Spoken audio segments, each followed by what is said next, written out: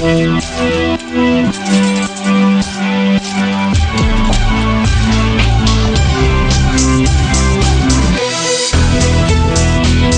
d'ici, écho d'ailleurs. Jean-Pierre Boris, Guillaume Munier. Bonjour et bienvenue dans cette nouvelle édition d'Écho d'ici, Écho d'ailleurs, l'émission qui démonte les rouages de l'économie mondiale.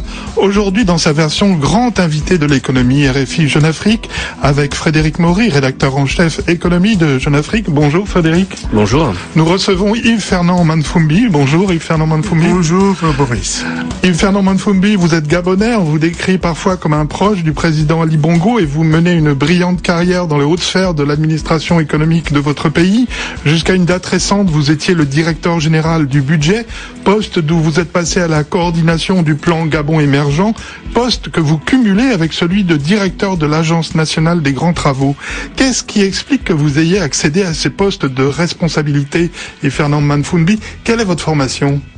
Je suis Yves-Fernand Manfumbi, je suis diplômé, n'est-ce pas, en administration des entreprises où j'ai fait un master 2 et je suis diplômé en diagnostic économique et financier aussi des Master 2.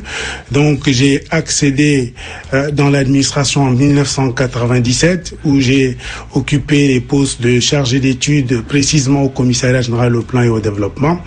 Et j'ai fait toute ma carrière au commissariat général au plan et au développement jusqu'au poste de conseiller du commissaire général au plan. Et en 2009, j'ai accédé, n'est-ce pas, aux fonctions de directeur général adjoint du budget chargé des investissements. Et 2010, j'ai été titularisé comme directeur général du budget de la République gabonaise. Et comme vous l'aviez indiqué tout à l'heure, fin 2014, précisément le 23 décembre 2014, j'ai été promu comme étant coordonnateur général du plan stratégique Gabon émergent. Et en janvier 2015, cumulativement avec mes fonctions, j'assure le contrôle de l'Agence nationale des grands travaux, des travaux d'infrastructure. Coordonnateur du plan Gabon émergent, c'est un poste plus important que celui de directeur national du budget? C'est un poste plus important, oui, dans ce sens que je pars d'un niveau opérationnel à un niveau purement stratégique, parce que assurer la coordination, c'est veiller à la promotion, n'est-ce pas, du plan stratégique Gabon émergent, à savoir les réalisations. D'une part, c'est impulser, accélérer et faciliter, n'est-ce pas, la mise en œuvre de ce plan stratégique Gabon émergent. Et Fernand Manfumbi, est-ce que le talent, les seules compétences suffisent pour accéder aux fonctions qui sont aujourd'hui les vôtres, ou est-ce qu'il faut être un proche du président Ali Bongo? Est-ce que la faveur du président est indispensable? Bien, dans un premier temps, nous faisons aujourd'hui référence à une nouvelle Afrique qui est en mouvement. Et cette Afrique qui est en mouvement fait appel aujourd'hui à la compétence technique des uns et des autres. Mais toutefois, il y a quelques critères subjectifs qui peuvent aider. Mais dans un premier temps, aujourd'hui, c'est la compétence technique qui a fait en sorte que je puisse accéder, n'est-ce pas, à ces fonctions, naturellement. Comme aujourd'hui, la nouvelle équipe dirigeante, notamment le président Ali Bongo Ondimba, met un accent particulier sur la compétence des jeunes compatriotes à pouvoir, n'est-ce pas, accompagner le mouvement de développement de notre pays. Avec vous, Yves-Fernand Manfumbi, nous allons donc évoquer la situation économique du Gabon, l'impact de la baisse des prix du pétrole sur l'économie, l'émergence ou non du Gabon et du continent africain. Nous entendrons aussi Étienne Giros, le président du CIAN, le Conseil français des investisseurs en Afrique, un reportage d'Yves-Laurent Goma, le correspondant de RFI au Gabon, Raymond Ndong Sima, l'ancien Premier ministre gabonais, et Fabrice Arfi, journaliste à Mediapart.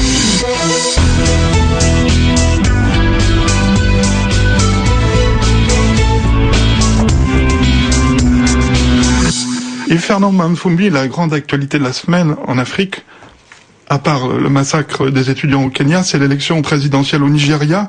L'opposant Muhammadu Buhari l'a emporté sur le sortant, le président Goodluck Jonathan. C'est une bonne nouvelle pour l'Afrique, cette alternance au pouvoir? Comme vous l'avez indiqué, le Nigeria vient de connaître une phase démocratique qui prouve l'alternance. Oui, c'est une bonne nouvelle pour l'Afrique, l'alternance au pouvoir. Mais quelle alternance? Mais une alternance qui favorise le développement économique du continent africain. Et donc aujourd'hui, les peuples africains sont prêts à accompagner ce mouvement d'alternance à une seule condition, que la proposition qui est faite par les uns et les autres implique, n'est-ce pas, le développement, mais un développement qui fait bouger les lignes, à savoir le progrès. Une question de Frédéric Maury. Alors le Nigeria, c'est un grand pays, 180 millions d'habitants, alors qu'au Gabon, c'est un pays beaucoup moins peuplé, mais il y a quand même un point commun entre les deux pays, c'est leur dépendance au pétrole, l'importance du secteur pétrolier dans les économies de ces deux pays-là. Est-ce que vous pensez, alors souvent qui dit souvent pétrole dit souvent corruption, faut pas se leurrer. Est-ce que vous pensez que l'alternance politique, l'alternance démocratique, comme celle que vit le Nigeria, c'est quand même une bonne façon pour mieux répartir la manne pétrolière, peut-être davantage lutter contre la corruption ou les effets de rente? Aujourd'hui, comme vous l'aviez indiqué, le recul observé dans les pays producteurs de pétrole des recettes implique une nouvelle gestion. Et c'est cette nouvelle gestion qu'il faut intégrer aujourd'hui. C'est cette nouvelle gestion qu'il faut prendre en compte parce qu'aujourd'hui, au Gabon par exemple, qui est aussi pays producteur du pétrole au même titre que le Nigeria et l'Angola, quand on observe ces dernières années, les indicateurs macroéconomiques, à savoir... Je vous interromps parce que c'était pas exactement ma question, excusez-moi. Oui. On parlera plus tard de la baisse des cours du pétrole. Vraiment, ma question c'est, on est dans un pays pétrolier, le Nigeria, le Gabon, il y en a d'autres, l'Angola, avec des niveaux de corruption, on le sait, qui sont relativement élevés dans ces pays-là. Est-ce que l'alternance démocratique, c'est pas une absolue nécessité, le changement de pouvoir pour diminuer la corruption, permettre une meilleure répartition de la rente pétrolière, etc. Et ça n'a pas aucun lien avec les cours actuels du pétrole. D'accord, je comprends mieux la question. L'alternance n'est pas forcément la meilleure solution. Ça dépend du régime qui est mis en place. Parce que l'alternance, certes, aujourd'hui au Nigeria, il y a eu l'alternance. Il y a Goodluck Jonathan qui part pour laisser M. Buhari. Certainement, c'est la politique économique porté par Goodluck Jonathan qui a fait en sorte que les populations ne reconnaissent pas en lui le décideur capable de porter la question, l'ambition de développement du Nigeria. D'où cette alternance. C'est vrai qu'il y a le pétrole, mais nous pensons que dans notre pays, par exemple, même s'il y a le pétrole, même si derrière il y a ces corruptions, mais nous pensons qu'avec la nouvelle vision des nouvelles autorités gabonaises, il paraît plus enclin de ne pas forcément souhaiter une alternance pour l'alternance, mais nous pensons que nous pouvons continuer le processus. Ce que vous dites, c'est que finalement, ce qui compte, d'une certaine manière, c'est pas forcément l'alternance en tant que telle, mais plutôt la qualité des dirigeants, c'est ça, ou la qualité de leur vision? C'est plus la qualité des dirigeants que l'alternance. Il n'appartient pas au peuple de choisir et de dire qui a la qualité pour diriger un pays. Tout à fait, nous laissons, puisque nous sommes dans des pays démocratiques, nous laissons le libre choix, n'est-ce pas, aux populations de pouvoir apprécier la qualité des dirigeants naturellement. Frédéric Maury. Alors justement, pour continuer un peu dans cette idée-là, il y a Lee Kuan Yew, le fondateur de Singapour, donc une cité-État qui aujourd'hui est un des pays les plus riches du monde, qui vient de décéder récemment. Est-ce que c'est un modèle possible, par exemple, le modèle économique singapourien pour un pays comme le Gabon? On sait que le Rwanda s'en inspire, par exemple. Est-ce que le Gabon s'en inspire aussi? Nous pensons qu'aujourd'hui, le Gabon va à une vision de développement qui tend à faire partager une ambition de faire de notre pays un pays émergent. Ça voudrait dire que nous mettons au cœur du processus cette possibilité de créer des synergies de l'économie nationale, et le Rwanda qui s'est inspiré de ce modèle, nous inscrivons en droite ligne que le Rwanda de pouvoir, n'est-ce pas, développer notre économie à partir d'autres facteurs moteurs de croissance à développer, donc aller vers cette diversification de l'économie gabonaise. La particularité de Singapour, c'est qu'il n'y a pas forcément beaucoup de ressources naturelles, donc c'est une cité-État, c'est un peu d'ailleurs pareil avec le Rwanda, mais qui se construisent beaucoup sur la valeur travail, sur voilà, la vision stratégique, la vision économique, le travail des gens, etc. Est-ce que le Gabon s'inscrit dans la même mouvance, ou est-ce que du fait de ses ressources qui sont quand même assez immenses, en pétrole, en mines, etc., est-ce qu'il est quand même sur une ligne un peu différente? Nous nous inscrivons sur la même ligne où nous voulons développer davantage le facteur travail, la culture de résultat. Et donc, ça nous inscrivons dans cette dynamique où nous pensons que le modèle rwandais, le modèle Nkanyung est mieux adapté pour nous au regard, n'est-ce pas, déjà du potentiel économique que nous disposons. Il y a lieu, n'est-ce pas, de s'arrimer sur notre concept, donc sur notre valeur, telle que la culture de travail. Frédéric Maury. Si on regarde justement, vous avez commencé à l'évoquer, mais si on regarde le prix des barils du baril de pétrole, il a beaucoup chuté, il a perdu quasiment, enfin même plus de la moitié de sa valeur en quelques mois, en l'espace de quelques mois. Vous étiez à la tête du budget gabonais encore jusqu'en décembre dernier, donc vous étiez aux premières loges de ce qui s'est passé. Et donc si on compte bien, il y a 60% des ressources gabonaises publiques gabonaises qui dépendent du pétrole, donc vous en auriez perdu la moitié. Comment est-ce qu'on arrive à administrer un budget dans des conditions aussi difficiles, où tout d'un coup, on a finalement 30% de son budget qui disparaît? Le recul du prix du pétrole aujourd'hui, donc du prix du baril du pétrole, affecte nécessairement les pays producteurs du pétrole, notamment le Gabon. Mais le Gabon profite, sinon saisit cette opportunité, n'est-ce pas, de cette chute du pétrole pour pouvoir mener un ensemble de réformes structurelles. Et donc aujourd'hui, les plus hautes autorités, notamment le président de la République, lors d'un séminaire gouvernemental au mois de janvier dernier, a instruit le gouvernement à mettre en place des mécanismes innovants. Et parmi ces mécanismes innovants, indépendamment du Fonds souverain de la République gabonaise, dont une partie des recettes pétrolières est affectée selon, n'est-ce pas, une procédure réglementée, mais il y a un autre instrument qui doit accompagner désormais ce Fonds souverain de la République gabonaise, c'est le Fonds de stabilisation du pétrole. Mais c'est quoi le Fonds de stabilisation du pétrole? C'est une gestion prudentielle désormais du pétrole, en ce sens que nous restons prudents au niveau des hypothèses de cadrage macroéconomique. Ça voudrait dire quoi? Ça voudrait dire qu'aujourd'hui, on a arrêté un prix baril du pétrole, les autorités gabonaises ont arrêté à $40 le baril. Le budget 2015 à $40, tout en sachant que le prix à l'international est au-dessus de $40. Mais sachant la variation... Le budget de l'année précédente était sur quel cours? Le budget initial déjà présenté au 31 décembre était sur un cours à $40, à $80. À 80 $, parce que tout simplement le prix à l'international était bien au-dessus des $80. Donc, à partir d'aujourd'hui, la loi de finances rectificative qui intègre désormais ce recul nécessaire du prix du baril du pétrole va nous amener à prendre une décision forte de planifier donc le prix budgété à $40, tout en sachant que le prix à l'international est au-dessus des $50.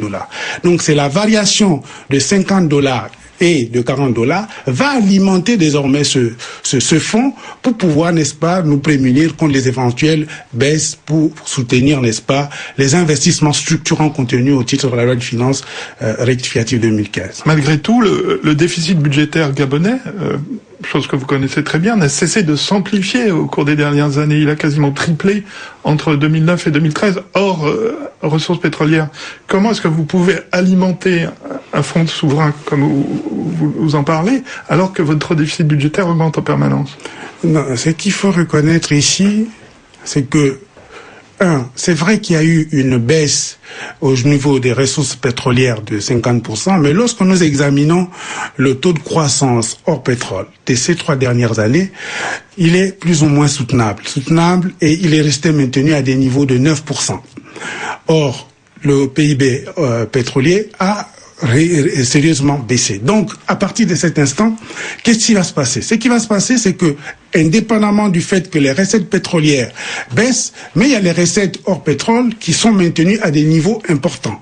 Et donc, à partir de cet instant, nous pensons que le problème, pour mieux préparer, il faut un ensemble de mesures structurelles. Parmi ces mesures structurelles, dans le domaine des hydrocarbures, il faut cet instrument. Mais cependant, l'un dans l'autre, cela oblige que du point de vue de la maîtrise de la dépense publique, un ensemble d'actions aussi, des mesures structurelles, doivent être menées pour davantage mieux gérer ce déficit et nous amener à avoir des déficits budgétaires dans des proportions soutenables. Et aujourd'hui, nous avons un déficit qui tournerait autour de 200 milliards, qui est soutenable parce que derrière, lorsqu'on examine les questions de financement, il y a possibilité, n'est-ce pas, de pouvoir dire qu'on a préparé une loi de finances rectificative sécurisée. Alors, il y a des difficultés malgré tout. De nombreuses entreprises qui avaient passé contrat avec l'État gabonais ont cessé de travailler parce qu'elles n'étaient pas payées. C'est le cas d'entreprises chinoises, mais aussi françaises. Écoutez ce qu'en dit Étienne Giros, le président délégué du Conseil français des investisseurs en Afrique, qu'on écoute maintenant. Pour des raisons à la fois budgétaires, sans doute, d'amélioration de la procédure publique et de la baisse du prix du pétrole, l'État du Gabon a ralenti, voire bloqué, ses règlements aux entreprises. Et ça nous a posé des difficultés de trésorerie importantes. Alors quand les grands groupes français ont des filiales au Gabon, ils peuvent faire appel à leur maison mère, mais enfin ça reste quand même que la somme est due. Mais quand la société est plus petite, ça peut être un problème quelquefois vital. Il a fallu pour certaines arrêter les travaux ou se mettre en interruption, etc. Par exemple ? Il y avait des travaux de construction de routes, par exemple, ou des chantiers, parce qu'on n'arrivait plus à payer les fournitures, où les travailleurs ont dû être momentanément interrompus. Maintenant, ça est repris, car ce qui s'est passé, c'est que, d'abord, le gouvernement était très conscient de ça. Il n'y avait pas de désaccord sur l'analyse de la situation, mais par contre, il y avait un désaccord sur le rythme, puisqu'il y avait un petit filet d'eau de règlement quand la situation devenait trop difficile pour les entreprises. qui était enclenché. Et depuis, en gros, le mois de septembre 2014, il y a eu des lignes budgétaires d'ouvertes et je dois reconnaître que dans un esprit de dialogue, la situation s'est améliorée depuis cet été. Elle s'est améliorée, est-ce qu'elle est réglée ? Ça va et ça vient. Et ça s'est amélioré à l'automne dernier. Là, il y a un petit peu de ralentissement, mais ça, c'est société par société. Je dirais presque c'est un bilan hebdomadaire. Je crois que la situation est moins aiguë qu'il y a un an. Elle n'est pas réglée, mais ça va mieux. Et l'atmosphère est plus détendue sur ce sujet-là. C'est pas réglé, Fernand Manfumbi ? La situation est réglée. La situation est réglée pourquoi ? Parce que nous avions plus le temps d'examiner le stock. Mais ce stock, il était question d'examiner... De quel stock parlez-vous ? Le stock de la dette, parce qu'il parle bien des arriérés des entreprises qui ne sont pas payées aujourd'hui. Donc le gouvernement a mis en place un programme d'appurement depuis 2014. Mais ce programme d'appurement a été conditionné par l'audit, n'est-ce pas, des instances trésor. Et cet audit d'instances trésor a commandé qu'il fallait revérifier plus ou moins la qualité de la dépense publique. Et en vérifiant la qualité de la dépense publique, il fallait s'assurer que l'État paye après service fait. Si l'État doit payer après service fait, c'est un principe sacro-saint. Il était donc question de nous assurer de l'état d'avancement physique de certains chantiers et par la suite procéder au règlement. Donc, l'un dans l'autre, la mise en place de ce programme d'appurement des arriérés a conditionné qu'il y ait un léger retard, mais depuis, comme il a indiqué tout à l'heure, il y a eu une reprise timide, n'est-ce pas, des règlements, mais tout en respectant désormais comment programmer la bonne dépense pour payer la vraie dépense. Et donc, c'est ce programme qui est en cours, et avec un objectif qu'au 31 décembre 2015, que nous puissions avoir 0 instance, donc 0 arriéré. Frédéric Maury, Jeune Afrique. Donc là, vous parlez de réformes qui sont mises en place pour apurer cette dette, etc. Mais je reviens sur une question plutôt... À mon avis, vous n'y avez pas répondu. Quand on a 30% de recettes en moins, ce qui est forcément le cas, c'est mathématique, dans le budget public gabonais, comment est-ce qu'on arrive à payer ces entreprises, à payer les salaires, etc. Puisque tout d'un coup, on a 30% de recettes en moins. Et donc, du coup, autre question, est-ce que le Gabon aujourd'hui a des vrais problèmes de paiement ? De trésorerie. De trésorerie. Le Gabon n'a pas un vrai problème de trésorerie. C'est vrai qu'il y a chute de ressources, mais il y a lieu de cibler la dépense, de prioriser la dépense. Donc aujourd'hui, le gouvernement gabonais est devenu un gouvernement stratège. Un gouvernement stratège, c'est un gouvernement qui priorise ses actions. Donc vous coupez dans quoi ? Vous coupez en partie des dépenses. Non, et lesquelles vous coupez dans ce cas-là ? Nous coupons les dépenses qui n'ont pas un impact visible. Lesquelles ? Des dépenses. Donnez-nous des exemples. Des dépenses de fonctionnement. Par exemple, en termes de biens et services, il y a une réduction d'environ 50 milliards des dépenses de fonctionnement. Pourquoi ? Dépenses de fonctionnement de l'administration. De l'administration en termes de biens et services. Il y a aussi les transferts et interventions, des dépenses de subvention, avec, n'est-ce pas, la nécessité de redynamiser un ensemble de structures.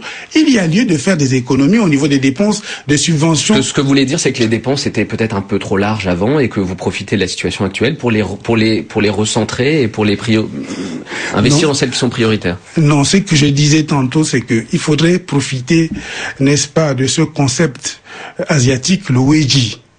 C'est-à-dire que le temps de danger, il faut le transformer en opportunité. Et c'est cette transformation du temps de danger en opportunité qui nous amène à mener un ensemble de réformes structurelles.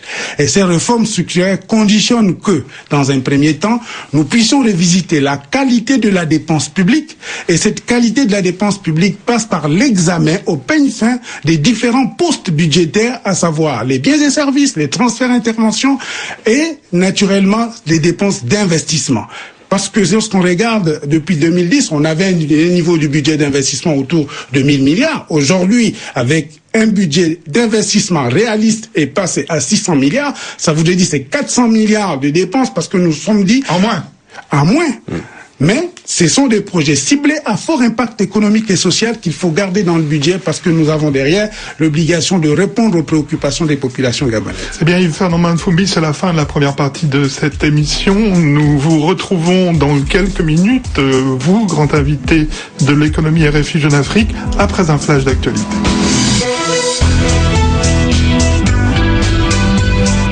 Écho d'ici, écho d'ailleurs, sur RFI.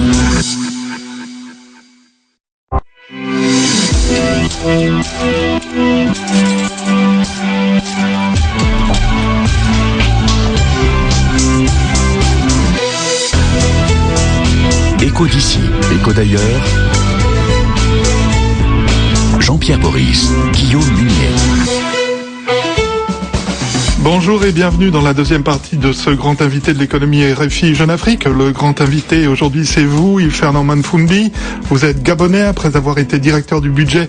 Vous dirigez aujourd'hui l'Agence nationale des grands travaux et le bureau de coordination du plan stratégique Gabon émergent. Pendant la première partie de cette émission, vous nous avez dit en réponse aux questions que Frédéric Maury et moi-même vous avons posées comment le Gabon faisait face à la baisse des prix du pétrole, en partie en réduisant son budget d'investissement de 400 milliards de CFA. Vous êtes le responsable, je le disais à l'instant, du bureau de coordination du plan stratégique Gabon émergent. C'est un plan qui vise à l'émergence de votre pays en 2025. Mais d'abord, ce mot émergence, il veut un peu dire tout et n'importe quoi. Le Gabon de 2025, dans ce plan, s'il se réalise vraiment, il ressemblera à quoi ? L'émergence est une ambition de développement partagée par le président de la République, Ali Bongo Ondimba. Et cette émergence part par le développement économique et social du Gabon et qui ressemblerait, comme d'autres pays dits émergents, asiatiques, à savoir le Brésil et bien d'autres, Singapour. Donc aujourd'hui, nous ciblons une transition de notre économie basée sur le pétrole vers une économie diversifiée. Et une économie diversifiée avec une forte croissance et durable. Et nous pouvons le matérialiser aujourd'hui parce que depuis 2009, jusqu'à aujourd'hui, lorsqu'on observe le taux de croissance, n'est-ce pas, de l'économie, le PIB ici a augmenté les 3 dernières années sur la période d'environ 6%.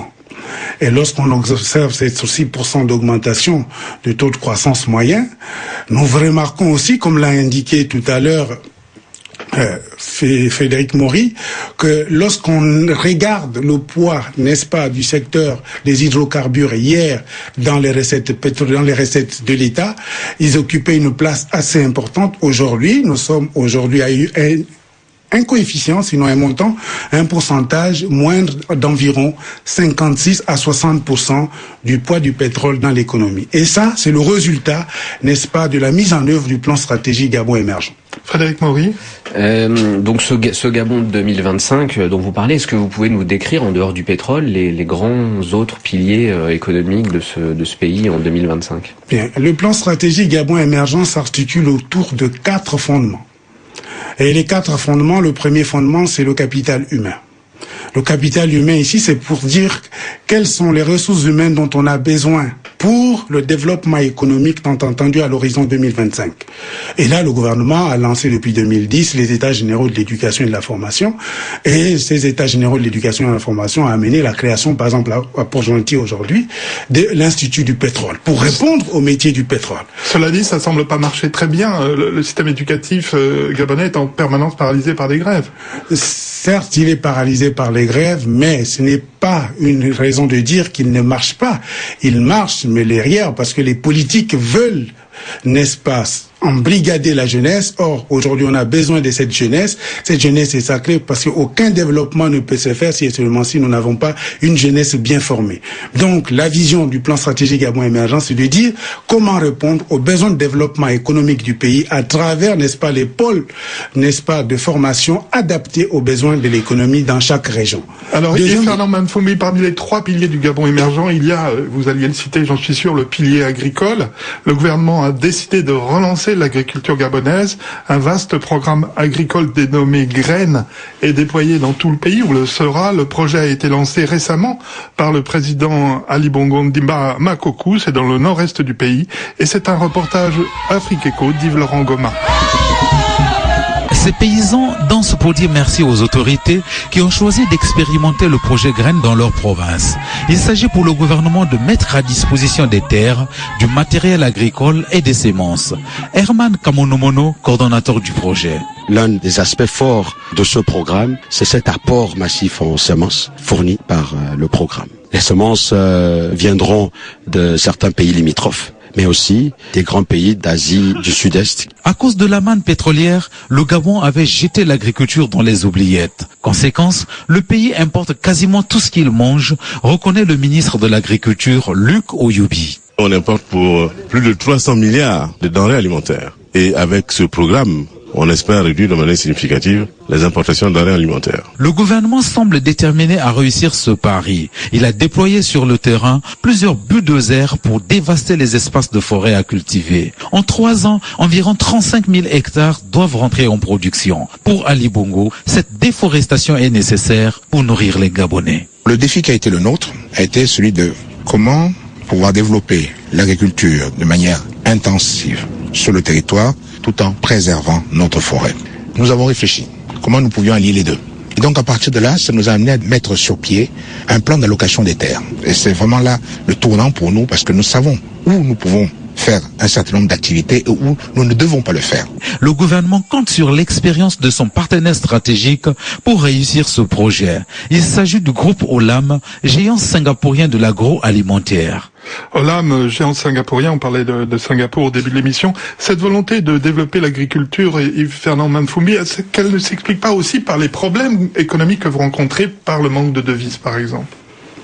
Le développement du secteur de l'agriculture s'inscrit en droite ligne avec la vision de développement du plan stratégique Gabon émergent dans son pilier Gabon vert. Et lorsqu'on parle du pilier Gabon vert, nous parlons non seulement de la préservation de cet environnement, mais aussi de la valorisation de certaines filières. Parmi les filières, l'agro-industriel et l'agriculture. Et là, aujourd'hui, le gouvernement vient de lancer ce programme Graines pour valoriser, n'est-ce pas, cette agriculture de manière intensive. C'est le retour à la terre qui doit donner davantage de la création de la richesse et fixer davantage ces populations dans leur zone. Donc, aujourd'hui, le lancement de ce projet Graines vient à point nommé parce que nous pensons qu'il faudrait que les populations les uns et les autres retrouvent leur dignité humaine à travers la valeur travail. Et donc, c'est pourquoi, dernièrement, les plus hautes autorités, en l'occurrence le président de la République, Ali Bongo Ondimba, a lancé ce programme pour répondre, parce que le Gabon dispose quand même de 5 à 6 millions d'hectares de terres arables.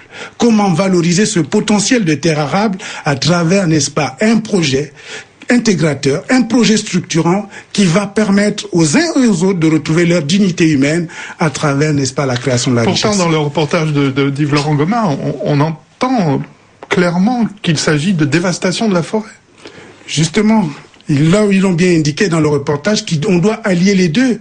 Non seulement il faut continuer à préserver cet environnement, mais en même temps, il faut répondre à une préoccupation, à un défi du retour à la terre des populations.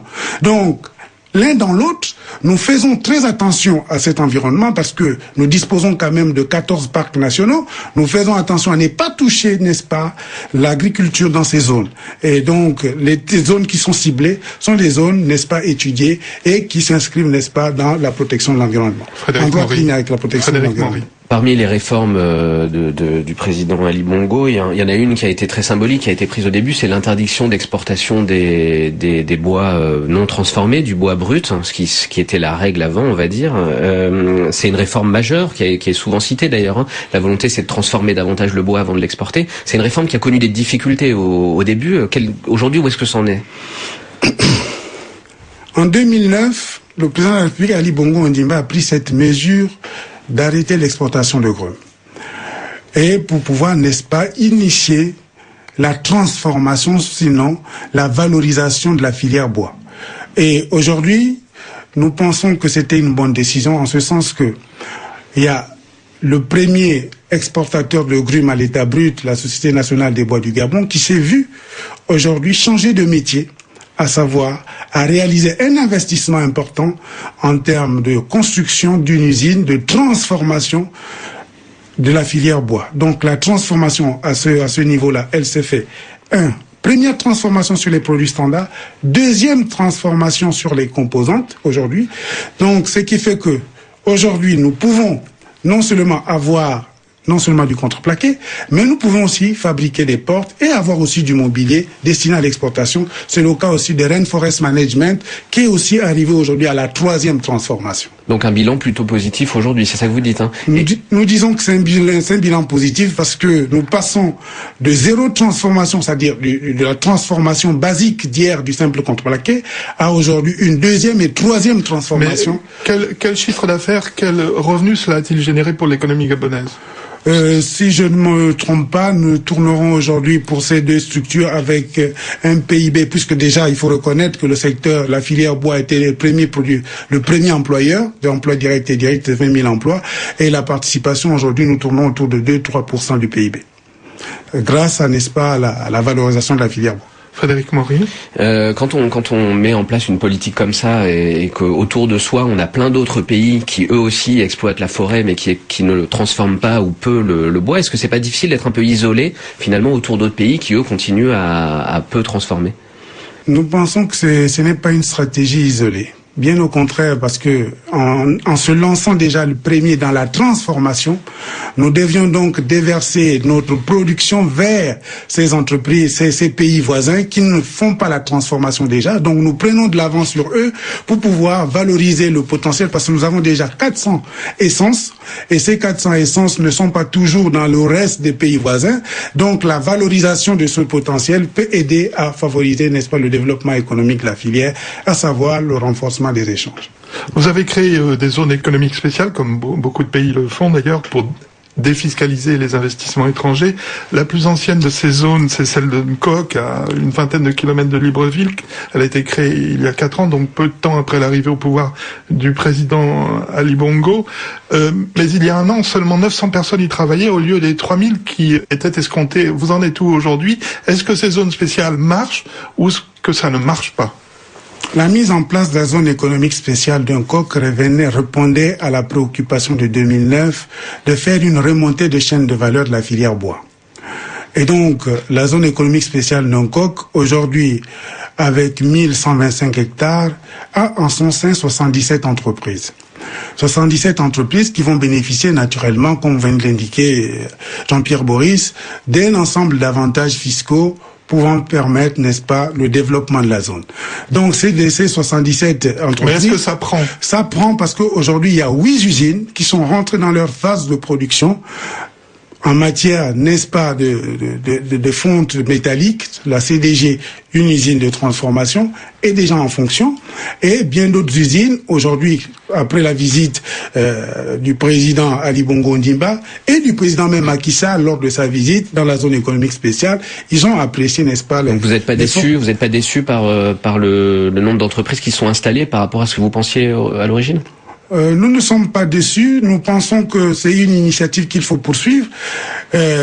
Nous savons très bien que l'Afrique est en mouvement. L'Afrique est en mouvement en ce sens que cette dynamique de croissance qui naît aujourd'hui pour dire que l'Afrique doit davantage avec le potentiel de matières premières qu'elle dispose de faire une première voire deuxième transformation locale, va faire en sorte que c'est un changement de logiciel, c'est un changement de paradigme, et ce changement de paradigme conditionne qu'il y ait un temps pour tout, pour pouvoir permettre à ce que nous puissions nous approprier désormais ce nouveau concept d'investissement direct étranger dans nos territoires africains. Et Fernand Manfumbi, vous êtes le grand invité de l'économie RFI Jeune Afrique. Avec vous, nous parlons de l'état de l'économie gabonaise. Jusqu'à une date récente, vous travailliez avec Raymond Dong Sima, qui était votre Premier ministre entre 2012 et 2014. Il vient de publier aux éditions Pierre-Guillaume Deroux un livre intitulé « Quel renouveau pour le Gabon ?» C'est un livre très critique sur la marche des affaires publiques au Gabon, et il s'en est expliqué déjà il y a 2 semaines sur les antennes de RFI au micro d'Anthony Latier. On écoute un extrait de cet entretien. Nous avons véritablement vécu un gâchis depuis 2009. Un nouveau président arrive. C'était l'occasion de tourner la page à de mauvaises pratiques. Tout ce qui concerne la passation des marchés en entente directe, la place faite au soleil à des copains, etc. C'était l'occasion de tourner la page à ça. On ne l'a pas fait. On a vu arriver un certain nombre de gens qui ont occupé les fonctions sans qu'on ne puisse donner les raisons pour lesquelles ces personnes arrivaient à ces fonctions. Pour moi, il y a d'abord avant tout une violation systématique de l'état de droit. Par exemple, il y a des règles pour collecter les ressources de l'État, pour engager ces ressources, pour contrôler l'exécution et l'utilisation de ces ressources. Dès lors qu'on commence à violer ces règles, on viole progressivement le cadre du vivre ensemble. Parce que chacun va donner à ce qu'il veut la priorité qui lui convient. C'est une priorité qui convient à quelques individus seulement ou à quelques personnes. Frédéric Maury. Est-ce que vous êtes d'accord avec l'ancien Premier ministre gabonais? C'est son point de vue. Moi, je ne le partage pas. Je ne le partage pas pour une simple raison que lorsqu'il parle de violation de l'état de droit, dans ce sens que les procédures ne sont pas respectées, mais nous pensons qu'il était Premier ministre. Premier ministre, chef du gouvernement pendant 23 mois. Ça voudrait dire que s'il était courageux, il a fallu qu'il démissionne s'il ne trouvait pas que les procédures sont respectées. Or, aujourd'hui, ce qu'il faut retenir, c'est que, en ce qui concerne les finances publiques, par exemple, dans ce domaine qu'il parlait tout à l'heure des passations de marché et bien d'autres aspects, il y a bien la réglementation en vigueur, c'est la loi 5/85 qui régit la comptabilité publique de l'État. Et dans cette réglementation publique, de la comptabilité publique de l'État, vous conviendrez avec moi que les procédures administratifs, d'engagement, de gestion, de commandes publiques sont clairs. Ça n'est pas ce qu'il explique dans cet extrait sonore, ni dans son livre. Mais justement, c'est ce que je suis en train de vous dire. Donc, à partir de cet instant, ces mêmes procédures sont 5 procédures qui sont en vigueur aujourd'hui et qui sont appliquées aujourd'hui. Donc, il parle alors de quoi? Qu'il soit plus clair dans ce qu'il dit. Mais c'est vrai qu'on peut s'interroger sur un point, c'est le Gabon, c'est un pays pas très grand, pas très peuplé, qui a des ressources pétrolières depuis quand même longtemps maintenant, qui a des ressources minérales aussi très importantes. Tout à fait. On se dit, l'équation doit pas être très compliquée finalement. Pas beaucoup d'habitants, beaucoup de ressources. Pourquoi est-ce qu'aujourd'hui finalement on est en train de parler d'émergence? Est-ce que le Gabon ne devrait pas être émergé entre guillemets depuis bien longtemps? Bien. Ce qu'il faut reconnaître, c'est que nous sommes aujourd'hui dans un continent qui est l'Afrique. L'Afrique, il y a de cela 60 ans, ce n'est pas l'Afrique d'aujourd'hui. Et par analogie, le Gabon d'il y a cela 40 ans n'est pas le Gabon d'aujourd'hui. Donc, ce que je veux dire par là, c'est que l'Afrique est en mouvement aujourd'hui. Non, mais là, vous parlez de l'Afrique. Moi, je vous pose une question sur le Gabon. Je viens sur le Gabon. Non, mais c'est important quand même, ce point-là. Le Mali, le Niger, je suis désolé, sont des pays qui n'ont pas de ressources particulières. Oui. Peu peuplés, certes, mais qui n'ont pas de ressources. Le Gabon, vous êtes d'accord avec moi? En plus. Voilà, vous êtes d'accord avec moi, le Gabon a beaucoup de ressources. Tout à fait. Expliquez-nous, dans ce cas-là, pourquoi est-ce que le Gabon n'est pas émergé? On ne comprend pas. Parlons pas d'Afrique, parlons du Gabon. Bien. En parlant du Gabon, le Gabon n'est pas émergé, tout dépend de la vision. La vision de développement. Aujourd'hui, le Gabon a une vision de développement dénommée le plan stratégique Gabon émergent. Cette vision de développement économique et social dénommée le plan stratégique Gabon émergent, c'est cette ambition que nous partageons aujourd'hui de pouvoir développer notre pays au regard du potentiel. C'est-à-dire, nous avons pris conscience qu'au regard de ce potentiel que nous avons de ressources naturelles et d'autres minéraux, il n'est pas question. Donc, c'est cette rupture que nous posons aujourd'hui. Depuis 2009, c'est cette rupture de dire ce n'est pas avant 2009, justement, il n'y avait pas cette vision et le pays vivait, entre guillemets, sous ses acquis. C'est ça que vous dites. Le pays vivait, entre guillemets, sous ses acquis. Il n'y avait pas cette vision et il n'y avait pas cette volonté de rupture, de se dire, de prendre conscience que le potentiel que nous avons aujourd'hui ne devrait pas nous permettre d'être à cet état des choses. Donc, à partir de cet instant, qu'est-ce que nous faisons? Nous partageons l'ambition de développement et c'est cette ambition de développement qu'il faut mettre en œuvre. D'où la mise en place, n'est-ce pas, du plan stratégique Gabon émergent avec un bureau de coordination du plan stratégique Gabon émergent pour veiller de la mise en œuvre et d'accélération de la cadence de cette mise en œuvre. Donc, si nous prenons les secteurs, comme vous l'aviez dit tout à l'heure, c'est tout à fait normal. C'est pas normal que le pays comme le Gabon, au regard du potentiel qu'il existe avec 1 million d'habitants, ne puisse pas connaître l'émergence souhaitée aujourd'hui à l'horizon 2025. Mais pourquoi? Parce que regardez, si nous prenons le secteur minier, puisque nous parlons des ressources naturelles, prenons le secteur minier. Un secteur minier où nous avons le groupe Eramet Comilog. Pendant 51 ans, il n'y a pas eu de transformation locale de manganèse au Gabon. Mais depuis 2014, nous avons lancé ce plan stratégique Gabon émergent, mais depuis 2014, vous conviendrez avec moi qu'il y a eu la première transformation du manganèse en silicomanganèse et en manganèse métal.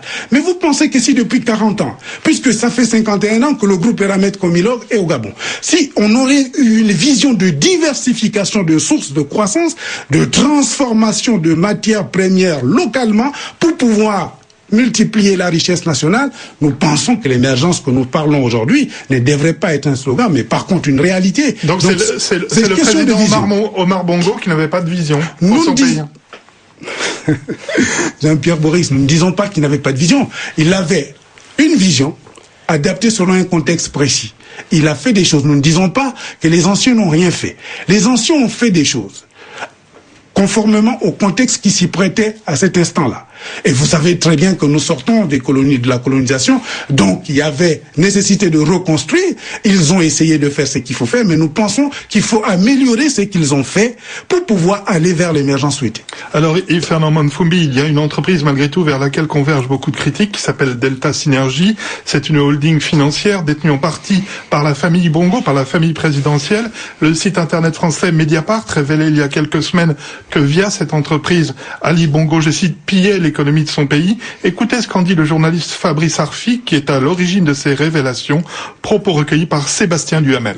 En fait, Delta Synergie est une holding, une toute petite société dont les actionnaires sont au nombre de 7 et ont tous la particularité d'appartenir à la même famille, à ce qu'on peut appeler le clan Bongo, c'est-à-dire le clan régnant depuis 50 ans au Gabon, d'abord avec Omar et puis avec Ali, son fils, qui a pris sa succession après sa mort en juin 2009. Cette société, qui a pour vocation en fait à prendre des participations dans d'autres sociétés, est une sorte de véhicule financier de la corruption gabonaise. Voilà.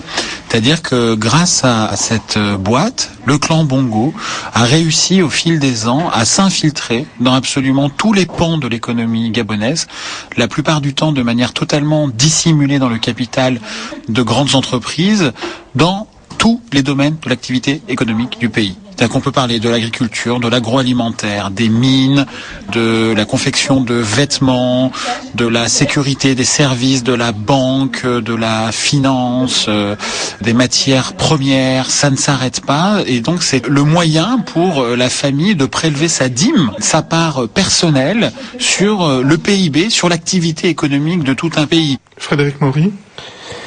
Alors ces révélations, alors on savait que Delta Synergie existait, on savait que c'était un groupe important, un groupe familial qui avait beaucoup de participation, mais là c'est vrai qu'on s'aperçoit de l'ampleur quand même assez importante du poids de ce groupe familial, donc qui appartient à la famille Bongo. Est-ce qu'il est normal dans une économie qui se développe qu'un groupe privé appartenant à la famille qui dirige le pays depuis 50 ans ait des participations dans quasiment toutes les entreprises ou filiales de multinationales dans le pays? La question que vous posez est une question intéressante. Mais il faut repréciser le contexte de cette question. Déjà, nous sommes dans un pays à économie libérale. Vous conviendrez avec moi que l'environnement des affaires et le droit des affaires ne privent pas une famille de détenir un minimum d'activité ou de participer au processus de développement via des prises de participation. Ça n'est pas n'importe quelle famille, c'est la famille présidentielle. Donc est-ce qu'il n'y a pas un conflit d'intérêts? Permettez-moi de revenir dans ce que j'étais en train de pouvoir démontrer. Donc, je disais tantôt qu'il était important de retenir que nous sommes dans une économie libérale. Et être dans une économie libérale, nous laissons le libre choix aux uns aux autres de pouvoir participer au développement économique. Maintenant, ici, le problème qui se pose, c'est que Delta Synergie, c'est la famille présidentielle qui met en place une structure et a des participations dans les différents secteurs de l'activité économique d'un pays. Bien. Ce qui ici démontre Mediapart, c'est d'écouter l'esprit qui anime derrière de corruption, semble-t-il, entre guillemets. Mais moi, je ne parlerai pas de corruption parce que pour qu'il y ait corruption, il faut qu'en face, il y ait un corrupteur.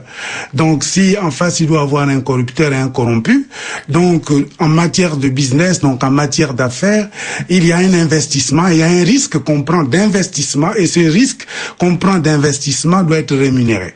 Donc, dans ce que je peux dire sur ce dossier, c'est que la famille présidentielle, certes, mais ne les prenons pas comme étant la famille présidentielle, ce sont des Gabonais qui veulent participer au développement économique du pays, qui disposent certainement d'un niveau de ressources et qu'ils préfèrent mettre ce niveau de ressources à la disposition, n'est-ce pas, de l'économie nationale. Le discours que vous tenez, qu'on peut entendre, vous dites c'est pas illégal, grosso modo, mais le discours que vous tenez, finalement, c'est le discours qui se tient depuis des dizaines d'années. Depuis le début, vous nous avez décrit un Ali Bongo qui était en rupture sur beaucoup de choses, qui voulait changer les choses, changer la manière de faire. Sur ce point-là, visiblement, vous me dites, ça ne change pas.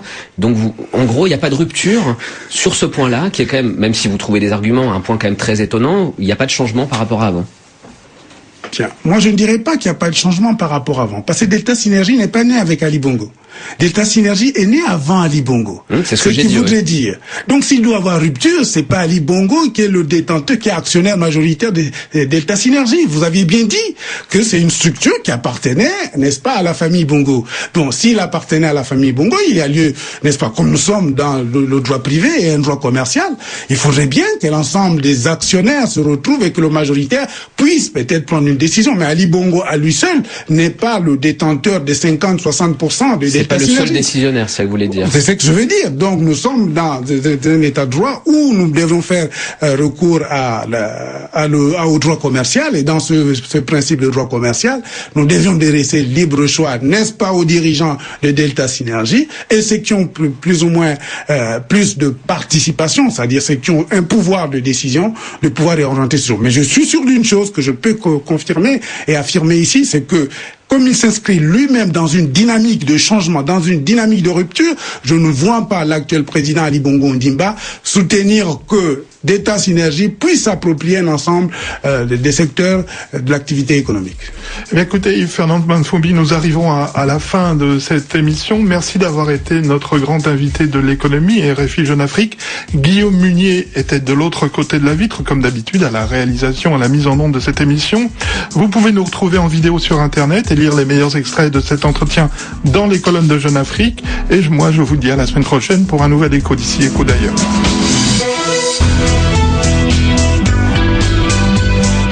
Écho d'ici, Écho d'ailleurs sur RFI.